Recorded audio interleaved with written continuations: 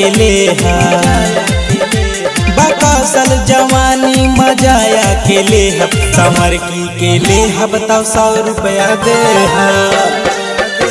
तू मटकी के लेहबा की छटकी के लेबा पतर की के लेहबा तकारेट देबा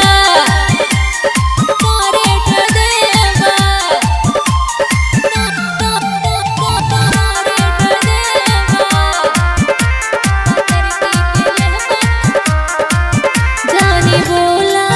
आके टोला रेट कर जवानी के खोला आखिर कैसे बाहो जानी बोला आके टोला रेट कर जवानी के खोला जे लहंगा उठाइबू तमार हो जाई रानी हो रुपया से ताउल दे तू मटकी के लेबा की छटकी के लेबा पतर की के लेबा तकारेट देबा तू मटकी के लेबा की छटकी के लेबा पतर की के लेबा तकारेट देबा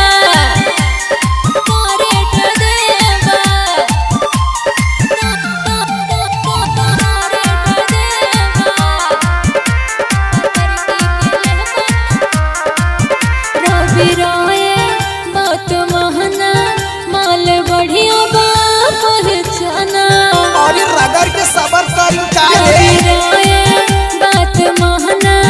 माल बढ़िया बा पहचाना सयले से राजा चलाई दी गोली जे अर्जुन के रनिया हुआ डर दे तू मटकी के लेबा की छटकी के लेबा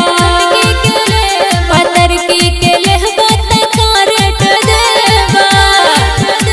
तू मटकी के लेबा की छटकी के लेबा पतर की के लेबा तकारेट देबा